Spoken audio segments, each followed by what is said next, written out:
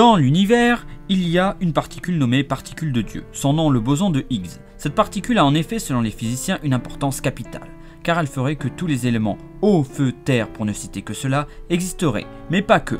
Nous les humains, notre soleil, les planètes et l'univers. Mais Zeno, que fait-il dans tout cela? L'univers entier dépendrait donc de cette particule, mais si nous allons dans l'infiniment petit, on peut voir que tout est composé d'atomes. Un atome est composé de neutrons et de protons, et autour de lui gravitent les électrons, ce qui constitue le modèle de base.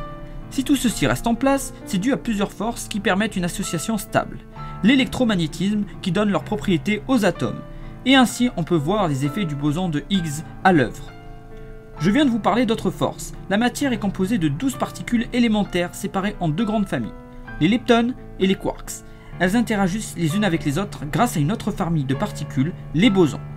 Le boson de Higgs est issu de cette famille et a une importance capitale, car il donne un poids aux atomes et aux choses et permet que l'on existe. Il y a un certain temps, le grand physicien Stephen Hawking a émis l'hypothèse que le boson de Higgs pouvait détruire notre monde, car il rendrait l'univers instable. Imaginez que l'univers petit à petit s'autodétruirait à une vitesse de malade, plus vite que la lumière, et d'un coup il n'y aurait plus rien, le néant total. Dans cette optique, Zeno, lui, a dû naître au moment du Big Bang, c'est-à-dire au moment de la création de tout, où les bosons de Higgs ont commencé à se créer et ainsi permettre à la matière de s'assembler.